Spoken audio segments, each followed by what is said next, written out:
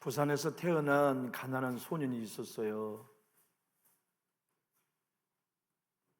그가 가난했던 건 아버지가 가난했기 때문인데요. 아버지는 목사님이었어요. 그의 아빠가 목회하는 곳은 한센병자들이 모인 교회,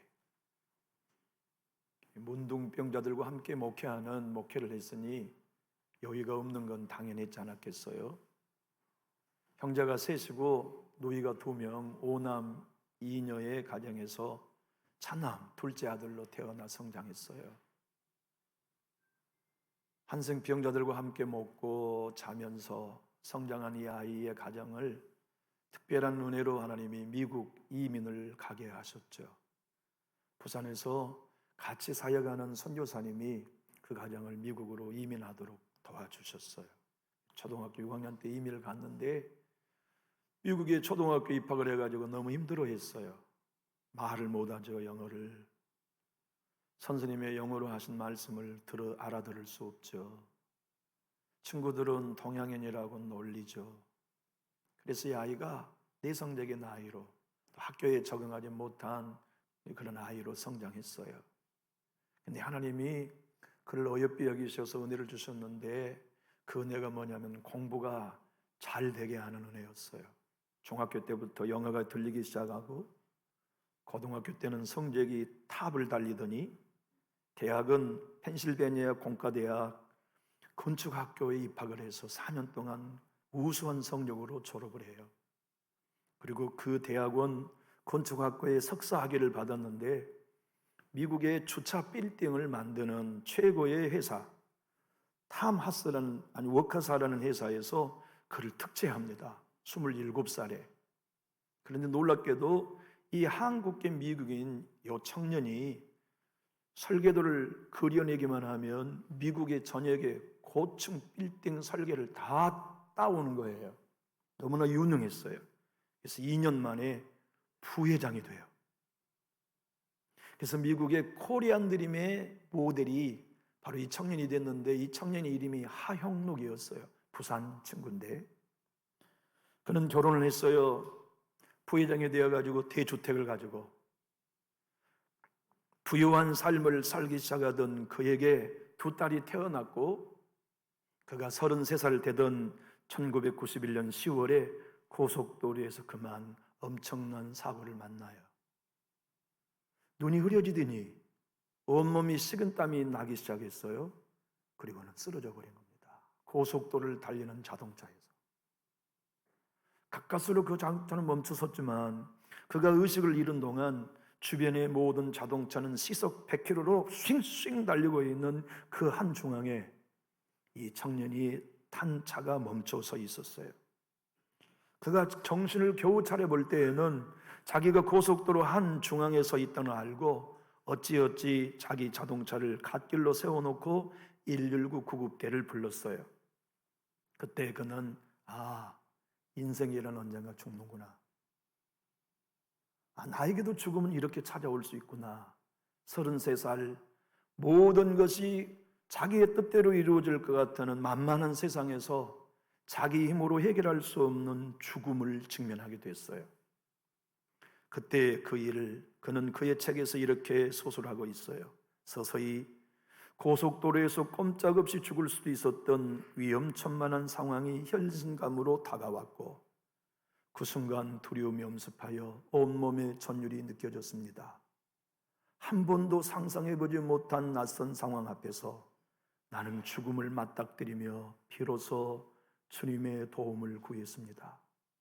그리고 마음을 가라앉히기 위해 어릴 적 불렀던 찬송을 불렀습니다. 주 하나님 지으신 모든 세계 내 마음속에 그리워볼 때 하늘의 별 울려 퍼지는 외성 주님의 권능 우주의 찬내. 그는 성공하기 위해 하나님을 떠났어요.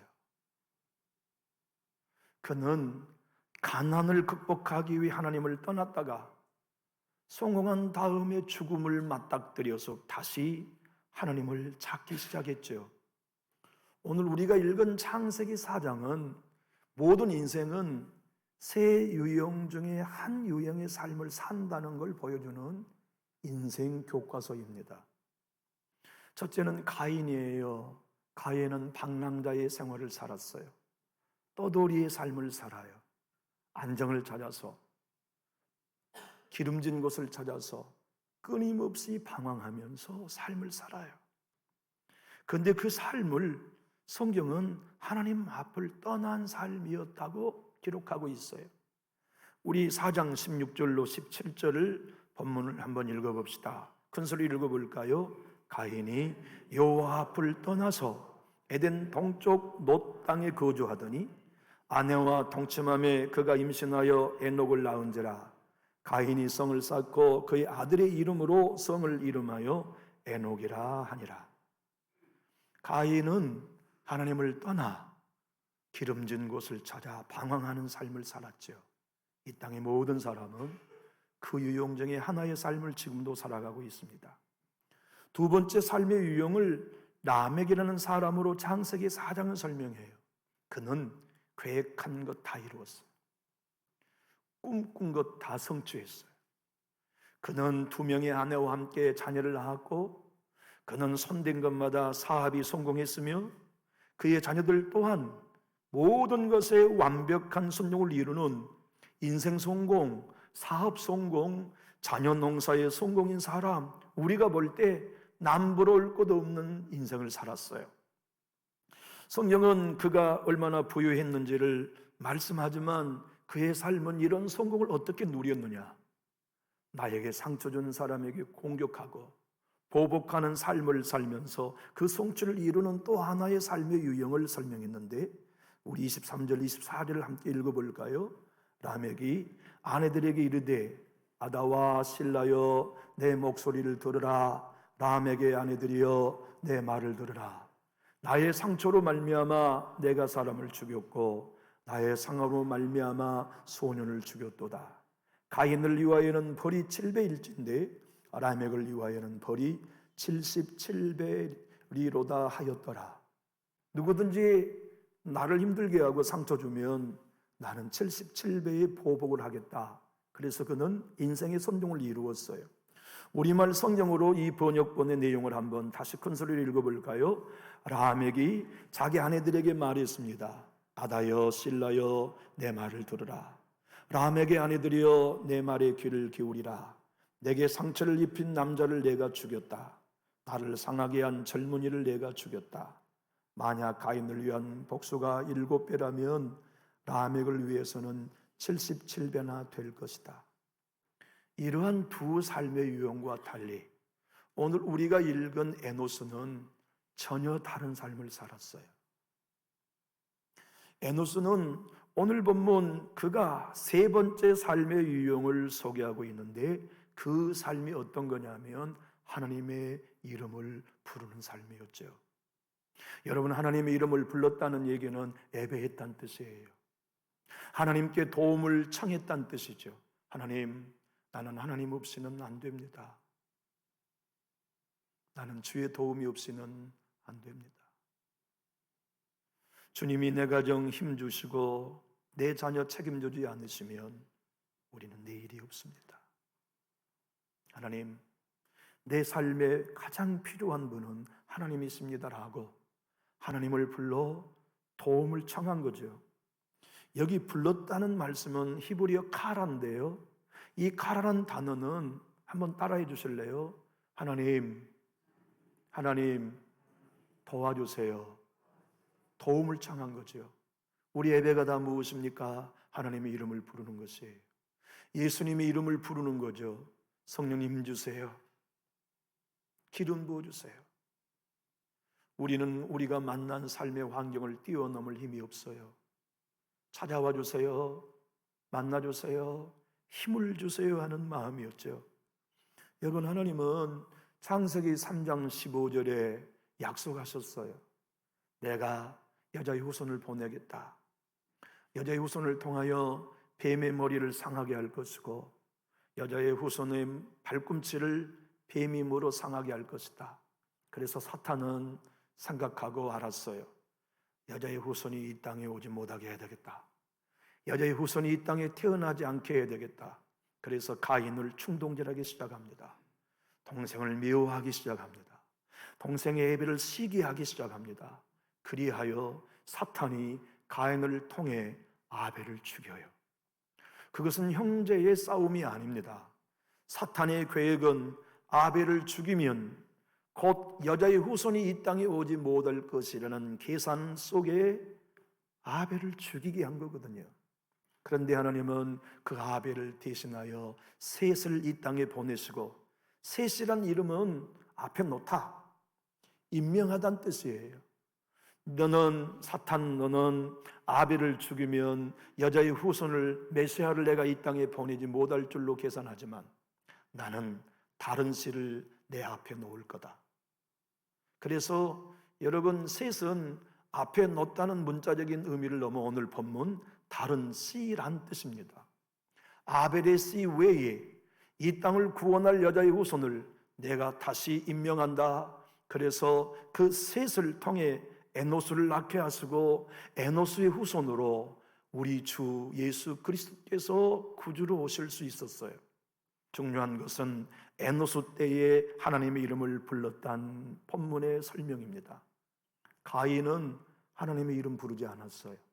라멕도 하나님의 이름을 부르지 않았어요. 그들은 성공했고 부족함이 없었지만 그들이 한 일은 자기를 믿는 일이었으나 에노스는 달랐어요. 에노스란 죽을 수밖에 없는 존재란 뜻과 함께 병들어 죽게 된 상태, 내 힘으로는 회복할 수 없는 상태란 뜻이에요. 여러분, 그때 인생은 누구나 에노스가 됩니다. 내 힘으로 바닥이 되어버린 형편을 복원시킬 수 없을 때 목사도 에노스가 됩니다. 그래서 하나님 도와주세요가 돼요. 성도인 여러분의 삶도 내 힘으로 회복 불가능한 상태에 떨어지면 에노스가 됩니다. 하나님 도와주세요. 하나님 외에는 나에게는 힘이 없습니다. 하나님 외에는 출구가 없습니다. 하나님이 나의 힘, 나의 능력이 되어주셔야 합니다. 나의 치료자가 되어줬습니다는 바로 그 이름이 하나님의 이름을 부르는 예배이지요. 오늘 이 자리에 나온 여러분들과 저는 예배자로 나왔습니다. 예배자란 하나님의 이름을 부르는 사람이에요. 예수의 이름을 부르는 사람이죠. 왜 그렇습니까? 내 한계를 알기 때문에, 내 연약함을 알기 때문에, 예수님 도움 없이는 일어설 수 없는 존재가 나요, 내 가정이라는 걸 알기 때문에 예배하면서 에노스 하나님의 이름을 부르죠. 세상에 여러분, 여러분과 저의 이름은 존귀한 이름 아닙니다. 거룩한 이름 송은 여호와의 이름 외에는 없습니다. 나사렛 예수 이름 외에는 거룩한 이름 없어요. 우리 이름은 영광스러운 이름이 아닙니다. 왜냐하면 금방 알 수 있어요.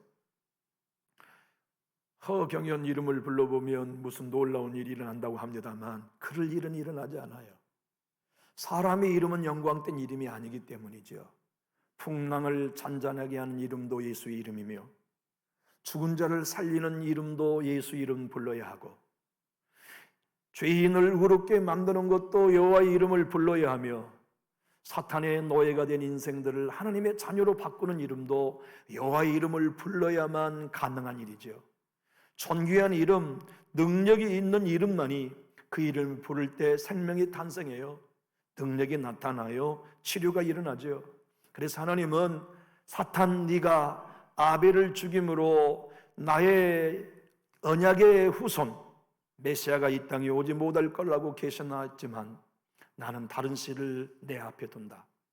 나는 다른 씨를 내 앞에 임명한다. 그리고 그 후손이 이 땅에 와서 그 이름을 부르는 모든 인생들을 구원해 줄 것이라고 약속한 말씀을 우리가 읽었습니다. 사랑하는 교우 여러분, 우리는 오늘 이 자리에 하나님의 이름을 부르려고 모였습니다. 예수의 이름을 부르려고 모였습니다. 하나님의 이름만 불러도 눈물이 납니까? 에노스가 된 사람들의 증거입니다. 주님, 내 형편을 보십시오. 날 도와줄 이는 아무도 없습니다. 주님, 내 가정을 보십시오. 하나님이 구원의 손길이 아니면 우리는 회복할 수 없습니다. 내 몸을 보십시오. 의사도 나를 치료할 수 없습니다. 내 자녀들의 영적인 형편을 보십시오. 기업을 보십시오. 주님이 물붓듯 부으신 복이 아니면 일어설 수 없습니다. 그 사람들이 에노스요, 그 사람들이 예배하면서 하나님을 찬양하죠. 주님의 이름을 부르면 예배입니다. 주님의 이름을 부르면 도움을 청합니다. 주님의 이름을 부르면 그분으로 말미암아 그분의 이름을 높이며 찬양하는 예배자의 삶을 사는 거죠. 왜 하나님이 이스라엘을 지으셨나요? 찬송하게 하려니입니다. 왜 우리를 하나님께서 값없이 은혜로 구원하셨습니까? 가라! 여호와의 이름을 불러 구원받게 하려고 부르신 거지요. 하나님은 이사야 선지자를 통하여 눈물로 외쳤습니다. 내가 너희를 택하고 지은 건 내 이름을 찬송하게 하려 함이었지만 너희는 너희의 이름을 찬송했다. 그래서 하나님은 이사야 43장 21절 이렇게 말씀합니다. 이 백성은 내가 나를 위하여 지었나니 나를 찬송하게 하려 함이니라. 오늘 이 예배당에 나와서 예배 자리에서 내 이름 말고 여호와의 이름을 불러 그 이름만을 예배하기 원하신다면 우리 큰 소리로 아멘 하실까요? 우리 교회는 하나님의 이름을 부르는 교회가 됩시다. 우리 예배는 예수 그리스도 이름을 부르는 교회가 됩시다. 그분의 이름이 우리를 살립니다. 그분의 이름이 여러분의 가정과 우리 교회를 살려요.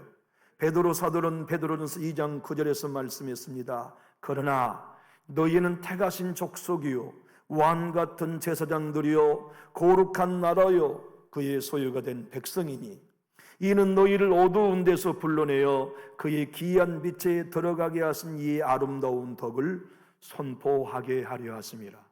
그의 아름다운 덕이 무엇입니까? 죄인인 내 대신 당신의 아들을 여자의 후손으로 보내신 사건입니다. 하나님의 아름다운 덕이 무엇입니까? 우리가 갚을 수 없는 죄의 값을 당신의 아들의 십자가에 대신 지워 다 탕감해 주신 사건입니다. 여자의 후손으로 오셔서 죄가 없는 그분이 부활하심으로 말미암아 그의 이름을 부르는 여러분과 저에게 자격 없지만 값 없는 은혜로 거듭나게 하시고 의롭다 하시고 성화를 주시고 마침내 천국에서 영화롭게 하시어서 하늘나라 상속자로 삼아주실 그 일이 우리가 예배 때마다 부를 하나님의 아름다운 덕입니다. 이 놀라운 일을 아벨을 통하여 이루지 못하도록 사탄이 방해했지만 하나님은 다른 씨를 우리 앞에 놓으셔서 셋과 에노스를 보내 주의 이름을 부르게 하시고 그분을 예배함으로 여러분과 저로 말미암아 영원한 구원을 얻게 하신 이 하나님을 마음껏 경배하기 원하시면 우리 큰 소리로 아멘 합시다. 하나님의 이름을 부르는 건 기적입니다. 왜냐하면 그 좋은 이름을 누구나 다 부를 수 있을 것 같은데 안 돼요. 여러분과 제가 예수의 이름을 부르는 건 기적입니다. 그런데 여러분, 예수님을 나의 구주로 믿고 하나님을 아버지로 부르는 건 에노스의 자리에 있을 때에만 가능해져요. 내 힘으로 극복할 수 없는 환경을 만나게 되는 그때, 내 능력으로 치료받을 수 없는 그때, 내 방법과 내 기술로 출구를 열 수 없게 되는 에노스인 바닥일 때 우리는 비로소 하나님의 이름을 부르죠. 주님, 하나님 밖에는 없습니다. 간밤에도 틀림없이 한숨도 잠을 청하지 못하고 뜬 눈으로 지새우며 여기 오신 분들 계실 거예요. 자녀들은 온다고 하지만 자녀들을 보낼 때에 그들의 손에 쥐어져야 할 것들을 아무것도 가지고 있지 못한 부모의 눈물도 여기 있을 겁니다. 품에 왔다 떠난 자녀들에게 그의 할머니, 할아버지와 우리가 곤고 가운데서도 지켰던 믿음을 유산으로 물려주고 싶어도 믿음에 전혀 반응하지 않는 며느리를 돌려보낼 걸 걱정하며 벌써 설 명절을 두려움으로 맞고 있을 분들도 계실 거예요. 교회를 생각하면 울 수밖에 없고 주님의 자비와 긍휼 외에는 방법이 없을 때 오늘 이 자리에 에노스가 되어서 하나님 도와주세요. 예수님 도와주세요. 하나님의 도우심이 없이는 희망이 없습니다. 요엘 선지자를 통하여 하나님은 요엘 2장 32절에 이렇게 말씀하셨지요. 누구든지 여호와의 이름을 부르는 자는 구원을 얻으리니 이는 나 여호와의 말대로 시온산과 예루살렘에서 피할 자가 있을 것이며 남은 자 중에 나 여호와의 부름을 받을 자가 있을 것임이라. 최초의 설교자, 우리 주님 외에 성경상의 역사상의 최초의 설교자가 오순절에 성령을 받은 베드로 사도였죠. 그 베드로 사도가 인류 최초, 교회 최초의 설교에 선포했던 말씀이 사도행전 2장 21절의 말씀이 있습니다. 누구든지 주의 이름을 부르는 자는 구원을 받으리라. 우리는 그 행운을 얻었고 그 은혜로 하나님의 이름을 부르고 예수의 이름을 불러 구원받는 에노스가 되었지요. 구원받은 에노스는 더욱 간절히 하나님 앞에 외칩니다. 구원을 유지하는 일도 주님의 은혜 아니면 안 됩니다. 도와주십시오. 내가 얻은 믿음도 내가 지킬 수 없습니다. 하나님이 도와주십시오. 여호와의 이름을 부르고 내 모든 영적인 환경과 물질의 환경 모두 다 하나님의 도우심이 없이는 불가능합니다를 외치는 사람들이 누구입니까? 주의 이름을 부르는 에노스지요. 생각해 보십시오. 나의 삶 속에 정말 하나님 외에는 도와주리가 아무도 없다고 생각되는 그때는 비참하지요. 공고하지요. 우리의 삶에 정말 모든 것이 무너지는 것처럼 보이지만 아닙니다. 그때 우리는 살 길이 열려요. 왜냐하면 주의 이름을 부르는 에노스가 되기 때문이죠. 바울은 로마서 10장 13절에서 말씀합니다. 누구든지 주의 이름을 부르는 자는 구원을 받으리라. 여기 우리가 예수의 이름을 불러 구원받은 건 에노스가 되었기 때문에 가능해요.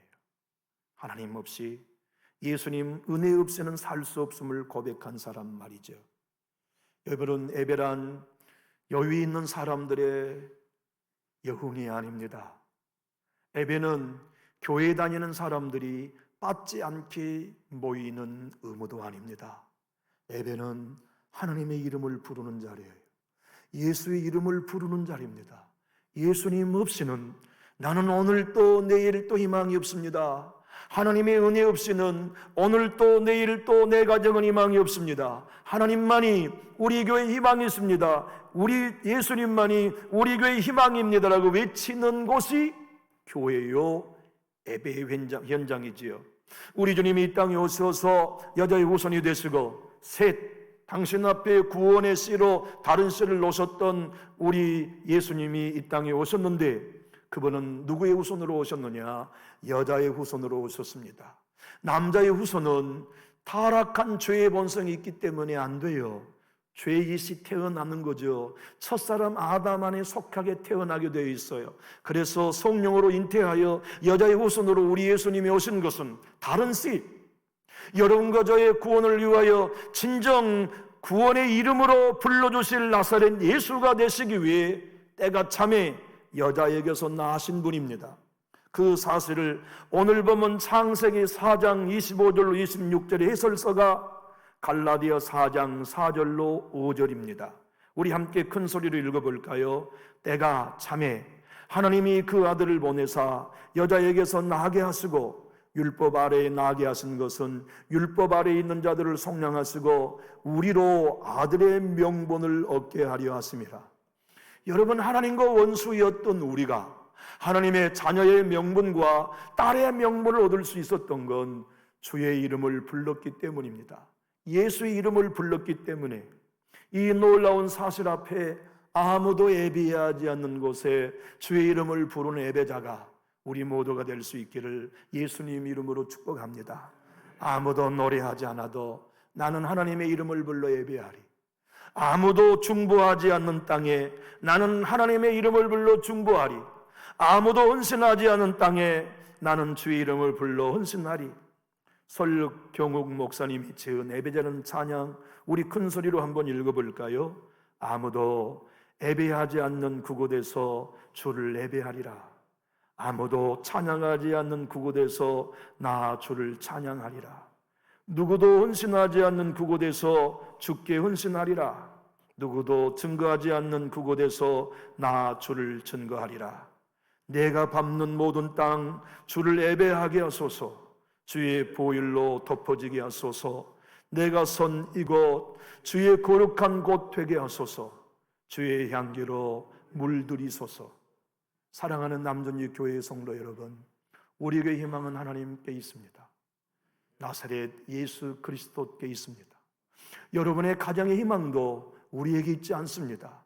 하나님 예수 그리스도께 있는데 우리 교회가 그의 이름을 불러 하나님 만나는 공동체, 여러분의 가정이 예수 이름을 불러 하나님 만나는 설 명절이 될 수 있기를 주 예수님 이름으로 축복합니다. 그래서 우리 교회가 예수로 물드는 교회, 여러분의 가정과 심령이 예수와 성령으로 물드는 교회, 예수의 향기가 나는 공동체가 되어서 2025년은 예수의 이름이 충만한 남전유 교회, 여러분의 가정과 후손들이 다 되기를 원하는데, 진실로 그런 복을 여러분 누리기 원하시면 우리 큰 소리로 화답합시다. 기도하겠습니다. 선하신 하나님 아버지, 오늘 우리에게 예수님 안에 있게 하시고 예수님의 복음 안에 보혈 안에 있게 해주심을 감사합니다. 주님, 우리가 부를 이름은 내 이름 아니요 예수의 이름이요 하나님의 이름입니다. 하나님의 이름을 불러 자녀가 되었고 예수님의 이름을 불러 구속함을 얻었으며 성삼위 하나님의 이름을 불러 주의 능력을 덧입어 여기까지 올 수 있었습니다. 오늘도 내일도 교회와 가정과 자손의 삶과 우리의 남은 시간은 하나님의 능력 안에 있음을 믿고 주의 이름을 부르겠사오니 오시어서 우리의 하나님이 되어 주시옵소서. 우리의 교회를 세우시고 가정을 세우시고 설 연휴 동안 자녀들의 믿음을 세워주시며 간증케 하여 주옵소서. 예수님 이름으로 축복하며 기도하옵나이다. 아멘.